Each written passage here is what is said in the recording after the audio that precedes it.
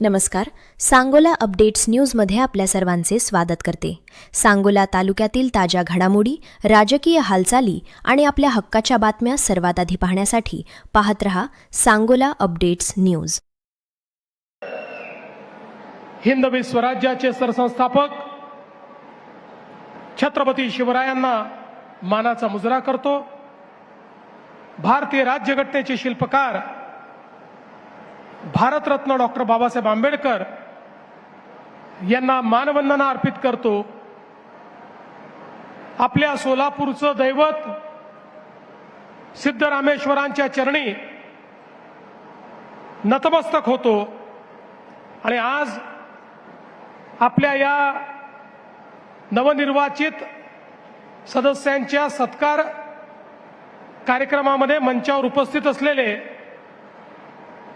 ज्यांनी स्थानिक स्वराज्य संस्था निवडणुकीचं नेतृत्व अत्यंत कुशलतेनं केलं ते आपले पालकमंत्री जयकुमार गोरेजी, ज्येष्ठ आमदार विजय मालक देशमुखजी, सुभाष देशमुखजी, आमचे युवा आमदार सचिन दादा कल्याण शेट्टी, त्याचप्रमाणे दुसरे आमचे तरुण आणि तडफदार आमदार देवेंद्र कोठे, सन्माननीय आपले पंढरपूरचे आमदार समाधानदादा अवताडे, या ठिकाणी उपस्थित आपल्या सोलापूरचे नूतन महापौर श्री विनायक कोंडाल, आपले जिल्हा परिषदेचे अध्यक्ष दीपक वैद्य, माजी खासदार श्री जयसिद्धेश्वर स्वामीजी, रणजित सिंग नाईक निंबाळकरजी, योगेश टिळेकरजी, राम सातपुतेजी, प्रशांत मालक परिचारक, राजन मालक पाटील, दिलीप मानेजी, यशवंत मानेजी, रोहिणीताई तडवळकर, शशिकांत चव्हाण, नरसिंग मेंगजी, रश्मीताई बागल, शहाजी पवार, चेतन सिंग केदार, इंद्रजित पवार, ज्ञानेश्वरी देवकर, रंजिता चाकोते, मंचावर उपस्थित भारतीय जनता पक्षाचे तमाम पदाधिकारी, महानगरपालिका, नगरपालिका, नगरपंचायती, जिल्हा परिषद, पंचायत समिती या सर्व स्थानिक स्वराज्य संस्थांचे पदाधिकारी, नगरसेवक, सदस्य आणि उपस्थित सर्व माझ्या भगिनी आणि बंधूंनो, सर्वप्रथम आज या ठिकाणी आपल्या समोर संबोधित करत असताना मी सोलापूरच्या जनतेचे या ठिकाणी हात जोडून नमन करेन की ज्या सोलापूर जिल्ह्यातल्या जनतेने भारतीय जनता पक्षावर ऐतिहासिक असा विश्वास या ठिकाणी दाखवला आहे. खरोखर सोलापूरकरांना मी सांगू इच्छितो, आम्ही तुमच्या कर्जामध्ये आहोत आणि हे कर्ज आम्ही विकासाच्या माध्यमातून फेडण्याचा प्रयत्न करणार आहोत. तुमच्या प्रेमाच्या कर्जात तर जन्मभर राहू, पण तुम्ही विकासाकरता आम्हाला जे कर्ज दिलाय या 5 वर्षामध्ये या ठिकाणी प्रामाणिक प्रयत्न करून सोलापूर शहर, सोलापूर जिल्हा इथल्या प्रत्येक व्यक्तीच्या आशा, आकांक्षा, अपेक्षा या पूर्ण करण्याचं काम हे निश्चितपणे या ठिकाणी आपण करणार आहोत.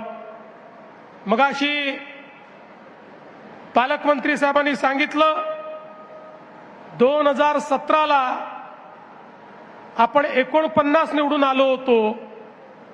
2026 मध्ये 102 जागा लढवून 87 नगरसेवक आपले निवडून आले. सोलापूरच्या इतिहासामध्ये हा देखील एक रेकॉर्ड आहे. अशा प्रकारचा स्ट्राईक रेट हा कधीच कुठल्या पक्षाला मिळाला नाही. सगळे रेकॉर्ड या ठिकाणी आपण तोडले आहेत. तर जिल्हा परिषदेमध्येही 2017 साली आम्ही 14 होतो. 14 वरनं हनुमान उडी मारली आणि थेट 38 त्या ठिकाणी झालो आणि पूर्ण सत्ता आली. 11 पैकी 10 सभापती आपले झाले. आणि मला हे देखील सांगितलं पाहिजे, एकीकडे काँग्रेस आणि विरोधी पक्षांनी देशाच्या संसदेमध्ये महिलांचं आरक्षण रोखलं असलं तरी स्थानिक स्वराज्य संस्थांमध्ये भारतीय जनता पक्षाने 50 नाही 56% या ठिकाणी आमच्या बहिणींना, भगिनींना, महिलांना त्या ठिकाणी निवडून आणण्याचं काम केलेलं आहे. आणि म्हणून मला अतिशय आनंद आहे की एक प्रचंड मोठा विजय हा आपल्याला प्राप्त झाला. आणि अर्थातच या विजयाचे पहिले शिल्पकार ही शहराची आणि जिल्ह्याची जनता आहे.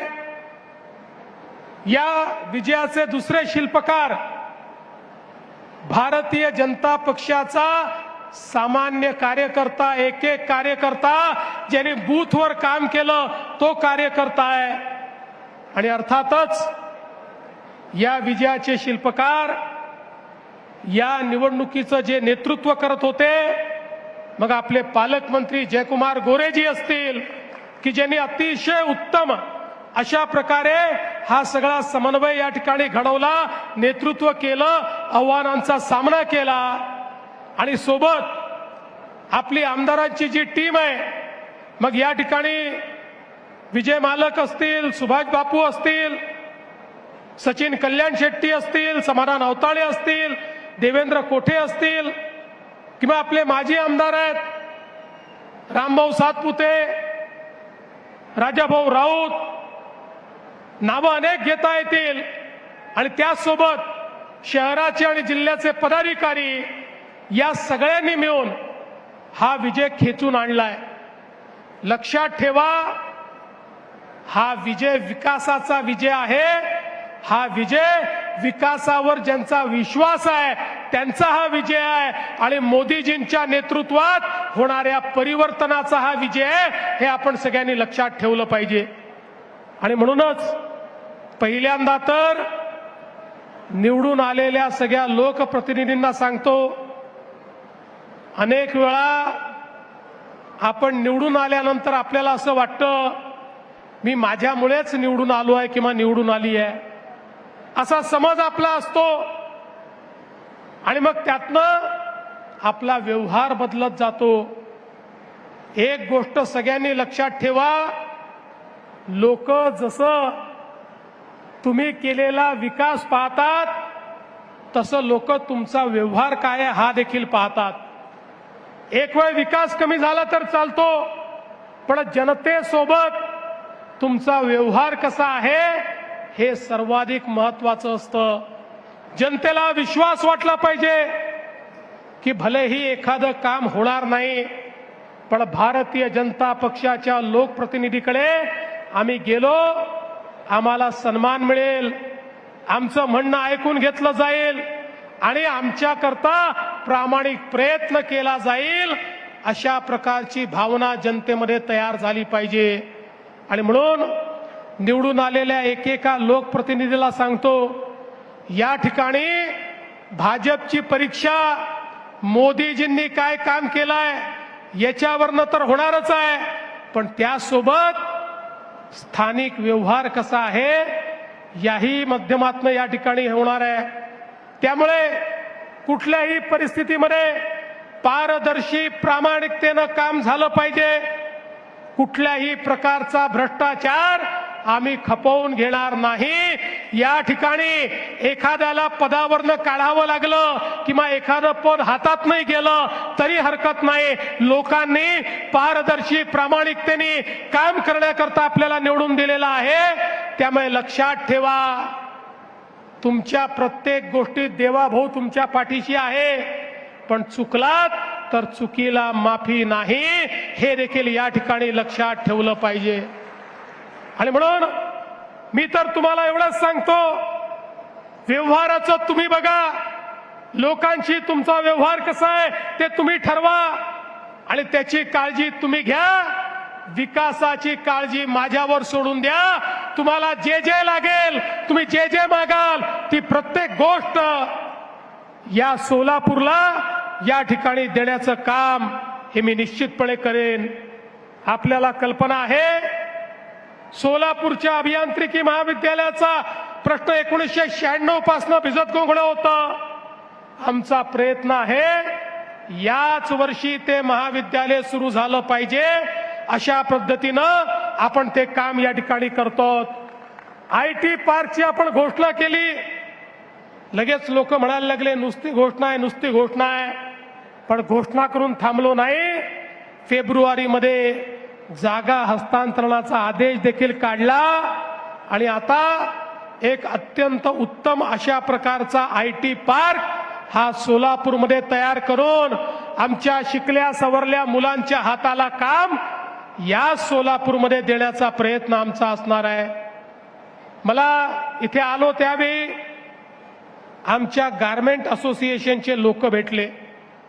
ते म्हणाले, साहेब आपल्या सरकारच्या पॉलिसीमुळे आम्हाला फार फायदा झाला.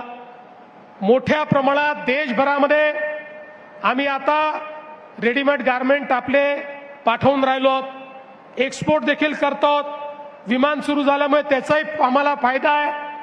त्यांनी मला सांगितलं की आता आम्ही सोलापूरच्या गारमेंटचा एक्सपो हा दुबईमध्ये करणार आहोत. मी त्यांना सांगितलं तुमच्या दुबईच्या एक्सपोला देखील महाराष्ट्र सरकार तुमचा पार्टनर बनेल आणि त्या ठिकाणी आपल्या सोलापूरच्या गारमेंट्सचं प्रदर्शन आपण लावू. पण त्याच वेळी त्यांनी एक मागणी अजून माझ्याकडे केली की सोलापूरमध्ये रेडीमेड गारमेंटचा पार्क तयार झाला पाहिजे. या सोलापूरची संस्कृतीच या ठिकाणी टेक्सटाईलची आहे. या सोलापूरला जे नाव संपूर्ण देशामध्ये मिळालं ते कापडामुळे मिळालं, टेक्सटाईलमुळे मिळालं, चादरीमुळे मिळालं, टॉवेलमुळे मिळालं, ड्रेसेसमुळे मिळालं. आणि म्हणून मी आज आपल्याला आश्वासित करतो, एक आधुनिक रेडीमेड गारमेंट पार्क देखील या सोलापूरमध्ये आम्ही तयार करू आणि त्यातनं इथल्या लोकांच्या हाताला काम मिळेल आणि आपल्या शहरामध्ये मोठ्या प्रमाणात या ठिकाणी समृद्धी येईल. आपण सोलापूर करता पिण्याच्या पाण्याची योजना मंजूर केली. आधी पाणी आणलं, आता ते प्रत्येक घरापर्यंत पोहोचवतो. माझी पदाधिकाऱ्यांना विनंती आहे आणि पालकमंत्री महोदय आपल्याला विनंती आहे, हे काम फार अडचणीचं असतं. नाराजी सहन करावी लागते, रस्ते खोदावे लागतात, अतिक्रमणं थोड्या बाद प्रमाणात काढावी लागतात, कारण पाईप सरळ टाकता येतो, कोणाच्या घराखालून पाईप जाऊ शकत नाही. त्यामुळे याच्यामध्ये आपल्याला खूप लक्ष घालावं लागेल. निधीची कमतरता नाही, पैसा पूर्ण मिळेल. पण माझी अपेक्षा आहे 5 वर्षांनी जेव्हा सोलापूरकरांकडे मत मागण्याकरता आपण येऊ त्यावेळी सोलापूरच्या प्रत्येक घरात दररोज मुबलक पाणी असलं पाहिजे. नळ उघडला तर प्रत्येकाला पाणी मिळालं पाहिजे. या दृष्टीनं आपल्याला हे काम करायचं आहे. उड्डाणपुलाच्या संदर्भात तुम्ही आत्ताच सांगितलंय, केंद्राच्या ज्या अडचणी आहेत तुम्ही माझ्याकडे पत्र द्या. मी 15 दिवसात केंद्र सरकारमध्ये बैठक लावतो आणि या तिन्ही डिपार्टमेंटच्या NOCs आपल्याला कशा मिळतील हा प्रयत्न देखील आपण करू. एवढंच नाही तर आता कामगारांच्या 13 चाळी आणि 22 सोसायट्या याच्यामध्ये फ्री होल्ड करण्याचा विषय समोर आलेला आहे. निश्चितपणे त्याचाही निर्णय आपण करणार आहोत. सोलापूरचं एअरपोर्ट सुरू झालं, एअरपोर्टवरनं विमान सेवा सुरू झाली. आता पुढच्या टप्प्यामध्ये नाईट लँडिंगचं काम देखील या एअरपोर्टवर करायचं आहे आणि मुंबईला योग्य वेळी विमान जाईल अशा पद्धतीची विमान सेवा ही सुरू करायची आहे. मी तुम्हाला एवढं निश्चितपणे सांगतो, ऑपरेटरशी आपण बोलू. ऑपरेटर जो स्लॉट नवी मुंबई एअरपोर्टवर मागेल तो मिळवून द्यायची जबाबदारी माझी आहे. मी तो स्लॉट मिळवून देईल आणि दिवसाची विमान सेवा जी आहे ही आपल्याला या ठिकाणी करायची आहे. आणि आता बसवेश्वर स्मारकाकरता जागा उपलब्ध झाली आहे. महात्मा बसवेश्वरांनी खऱ्या अर्थानं लोकशाही काय असते हे आपल्याला समजावून दिलं आणि एक समतायुक्त समाज तयार करून, एक सश्रद्ध समाज तयार करून समाजाचं उत्थान कसं करता येतं हे आपल्याला शिकवणारे महात्मा बसवेश्वर होते. त्यामुळे आता याकरता जो काही निधी लागेल तो तात्काळ उपलब्ध करून देण्यात येईल आणि अतिशय सुंदर अशा प्रकारचं या ठिकाणी भगवान बसवेश्वरांचं स्मारक हे आपण तयार करू. आपल्याला कल्पना आहे पंढरपूरला आपण कॉरिडॉरचं काम करतोय. याच वर्षी हे काम हातामध्ये घ्यायचं आहे. अनेक लोक शंका कुशंका उपस्थित करतात, लोकांना घाबरवण्याचं भडकवण्याचं काम करतात. आम्ही प्रत्येकाला उत्तम मोबदला देतो. ज्याचं दुकान आहे त्याला दुकान देतो. कोणालाही या ठिकाणी त्याच्या धंद्यापासून आम्ही वंचित करत नाही. आणि काही लोक तर या ठिकाणी परिचारक मालक जे कुठल्याही योजनेत बसत नाहीत त्यांच्याकरता स्पेशल पॅकेज देऊन त्यांचंही पुनर्वसन आम्ही त्या ठिकाणी करणार आहोत. त्यामुळे माझी विनंती आहे आणि मी तर हे म्हणेन, आज जे दुकानदार त्या ठिकाणी आहेत, आज त्यांचा जो त्या ठिकाणी धंदा होतो, त्यांची उपजीविका चालते, एकदा आपला कॉरिडॉर होऊ द्या. पांडुरंगाच्या कृपेने त्यांचा धंदा 10 पट नाही झाला तर माझं नाव तुम्ही बदला. इतक्या मोठ्या प्रमाणात देशभरातनं या ठिकाणी माऊलीच्या दर्शनाकरता, पांडुरंगाच्या दर्शनाकरता लोकांना यायचं असतं. खरं म्हणजे केवळ आषाढीला नाही, केवळ कार्तिकीला नाही, केवळ एकादशीला नाही. पंढरपूरच्या विठुरायाचे भक्त इतके आहेत की लाखो लोक रोज या पंढरपूरमध्ये येऊ इच्छितात, पण व्यवस्था नसल्यामुळे येता येत नाही. आता इतका भव्य, इतका दिव्य, इतका सुंदर कॉरिडॉर आपण तयार करणार आहोत की ज्यामुळे पंढरपूर नाही या सोलापूर जिल्ह्याची अर्थव्यवस्था बदलून जाईल. इतकं जबरदस्त अशा प्रकारचं कार्य हे त्या ठिकाणी आपण करतो. नाशिक, सोलापूर, अक्कलकोट 6 पदरी रस्ता आपण मंजूर केलाय. केंद्र सरकार मोदीजी 20,000 कोटी देत आहेत. त्यामुळे एक्सपोर्ट करण्याकरता नवीन वाढवण बंदराशी तुमच्या सोलापूरची थेट कनेक्टिव्हिटी होणार आहे. पुढच्या काळामध्ये एक्सपोर्टचा फायदा या माध्यमातून या ठिकाणी होणार आहे. आणि एवढंच नाही तर म्हैसाळ उपसा सिंचन योजनेकरता 1594 कोटी आपण दिले. उजनी धरणामध्ये फ्लोटिंग सोलर आपण त्या ठिकाणी करतो आणि त्या माध्यमातून JW ग्लोबल इंडियाची 15,000 कोटी रुपयाची गुंतवणूक ही त्या ठिकाणी आपण आणतो, ज्याच्यामुळे उजनीच्या पाण्याचं बाष्पीभवन हे देखील मोठ्या प्रमाणात कमी होणार आहे. आज आपल्या शासकीय वैद्यकीय महाविद्यालय आणि नर्सिंग यामध्ये आरोग्य सेवा सुधारण्याकरता जायकाच्या माध्यमातून आपण त्याही ठिकाणी उत्कृष्ट अशा प्रकारच्या आरोग्य सेवा या कशा देता येतील याचा देखील प्रयत्न करणार आहोत. हे शहर असो किंवा जिल्हा असो, या जिल्ह्यामध्ये खरं म्हणजे इतक्या मोठ्या प्रमाणात धार्मिक पर्यटनाचा वाव आहे. मी आता इथे येण्याच्या आधी बार्शीला भगवंतांच्या प्रगट दिन उत्सवाला जाऊन आलो. त्या ठिकाणी देखील अतिशय मोठ्या प्रमाणात 1000 वर्ष जुनं प्राचीन अशा प्रकारचं मंदिर, पांडुरंगाचं मंदिर, बाजूला धाराशिवमध्ये आई तुळजा भवानी, त्या ठिकाणी अक्कलकोटमध्ये स्वामी समर्थ.